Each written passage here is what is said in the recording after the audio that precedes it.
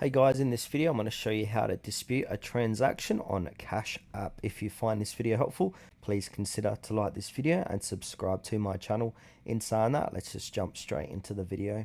Alright, so the best way to do this is open up a web browser and then go to cash.app here, and then from here simply log in. Click on the login button and log in with your phone number and then put in your password.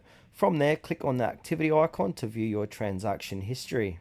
Then select that transaction you wish to dispute. Click on the three dots in the top right hand corner of the transaction details. Select need help and Cash App support.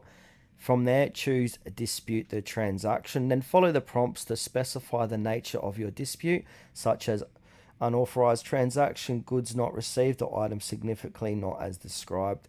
Then review all that information and submit your dispute.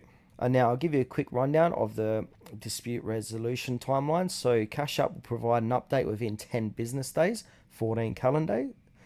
And if the investigation takes longer, you may receive a provisional credit, which is a temporary refund. The complete investigation may take up to 45 days to complete.